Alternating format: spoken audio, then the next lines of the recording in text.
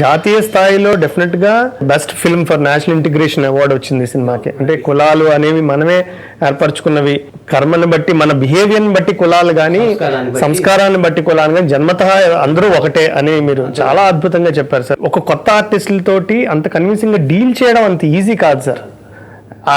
చాలా కత్తి మీద సాము.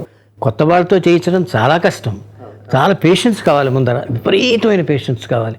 ఎందుకంటే వాళ్ళు అంత రా పీపుల్ని తీసుకుని కెమెరా కూడా ఫేస్ చేయకుండా ఉన్న వాళ్ళని తీసుకుని తర్వాత ఇలా ఉండాలి, ఎక్స్ప్రెషన్ ఉండాలి, అవి ఉండాలి, ఇవి ఉండాలి, ఇవి ఉండాలి, అవి ఉండాలి అని చేయించడం అనేది తేలిక.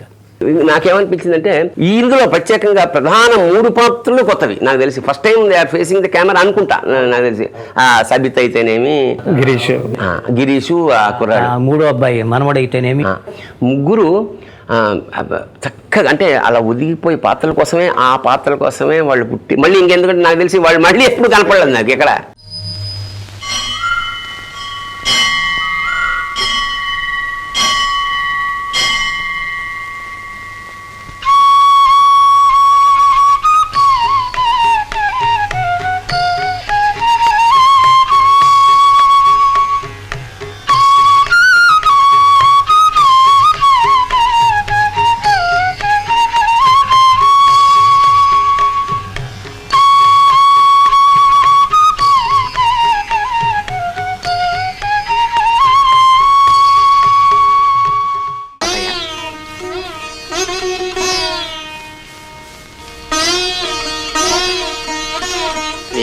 నక్షత్రం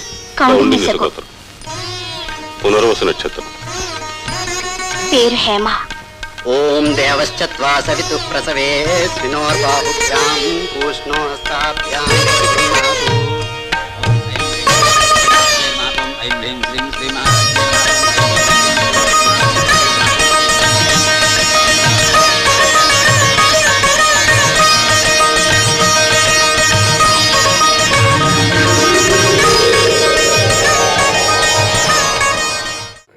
ఇందులో పాటలు కూడా అలాగా ఒదిగిపోతాయండి ప్రతి సిచ్యువేషన్లో. ఒక నాట్యం అభ్యసిస్తున్న విద్యార్థులు ప్రదర్శించాలన్నా అవే పాటలు ఎంచుకుంటారు, ఒక ఆస్పైరింగ్ సింగర్స్ పాడాలన్నా అవే పాటలు పాడతారు. గోవుళ్ళు తెల్లనా, గోధుళ్ళు ఎర్రనా, ఎందువలన అంటే దైవ ఘటన. గోవుళ్ళు తెల్లనా, గోపయ్య నల్లనా, గోధూళి ఎర్రనా, ఎందువలన. ప్రతి వాడు ప్రతి సామాన్యుడు పాడుకునేలాగా ఉంటూ ఒక అత్యద్భుతమైన ఆధ్యాత్మిక తత్వం కూడా ఉంటుందండి అందులో. మన ప్రఖ్యాత గాయకుడు, సంగీత దర్శకుడు అయినటువంటి నాకు చాలా ప్రియమైన పార్థసారథి అనే అబ్బాయి ఈ విశ్వనాథామృతం అని ఒక ప్రోగ్రాం చేస్తున్నాడు. విశ్వనాథామృతం అని పేరు పెట్టడమే చాలా గ్రేట్, చాలా బాగుంది, చాలా మంచి పేరు పెట్టారు. అంటే నిజంగా చెప్పాలంటే విశ్వనాథ్ గారి డైరెక్షన్ బ్రహ్మాండంగా ఉంటుంది. మొదట అసలు నాకు ఎట్టా పరిచయం అంటే వాహిని స్టూడియోలో రికార్డిస్ట్గా ఉండేవారు. ఆయన విశ్వం అని పిలిచేవాళ్ళం మేమందరం, ఆయన పేరు విశ్వం. అది కాక ఆయన పిక్చర్స్లో పాటలు నిజంగా చాలా బాగుంటాయి. అన్ని పిక్చర్స్లోనూ మ్యూజిక్కి చాలా ఇంపార్టెన్స్ ఇస్తారు ఆయన.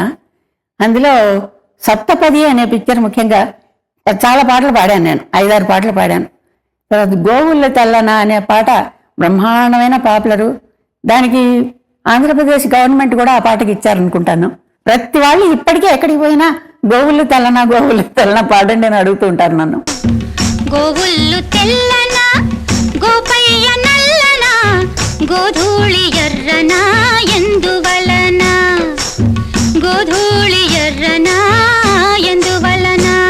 గోవుళ్ళు తెల్లన అనేటటువంటిది నా దృష్టిలో తందనానా భళా పాటకి ఏమాత్రం తీసిపోయినటువంటి పాట.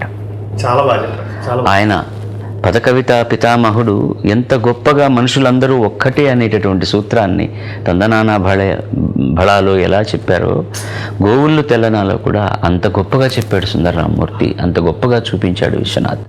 ఆ సందర్భం అక్కడ పెట్టకపోతే అసలు అవసరమే లేదు కదా. అక్కడ ఎలా ఊహిస్తారు మీరు?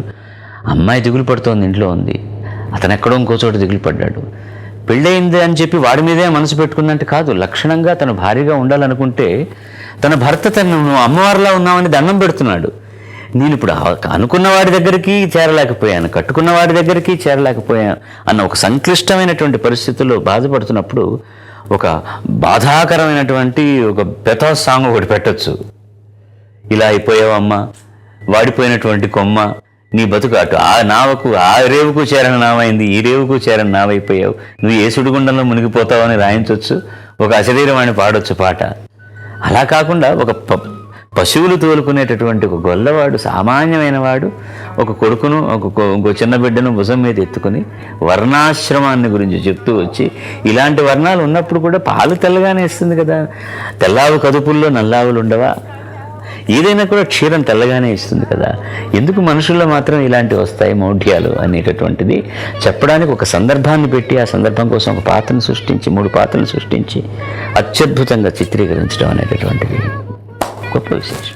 తెల్లావు కదుపుల్లో కర్రావులుండవా, ఎందుకుండవు కర్రావు కడుపున ఎర్రావు పుట్టదా, ఏమో తెల్లావు కడుపుల్లో కర్రావులుండవా, కర్రావు కడుపున ఎర్రావు పుట్టదా, గోపయ్యాడున్న గోపెమ్మ ఈడున్న గోధూళి కుంకుమై గోపెమ్మ కంటదా, ఆ పొద్దు పొడిచేనా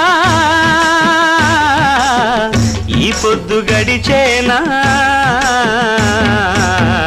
ఎందువలన అంటే అందువలన, ఎందువలన అంటే దైవ ఘటన, గోవుల్లు తెల్లన్న గోపయ్య నల్లన్న గోధూళి ఎర్రన ఎందువలన, ఓయ్ ఓయ్ గోధూళి ఎర్రన ఎందువలన. కేవలం మ్యూజిక్ మీద ఆ అమ్మాయి రావడం, ఆ మువ్వలు ఇవ్వడం, ఈయన పూజ చేయడం, ఆ గాజులు, ఇది టోటల్ ఎపిసోడ్ వాస్ సైలెన్స్.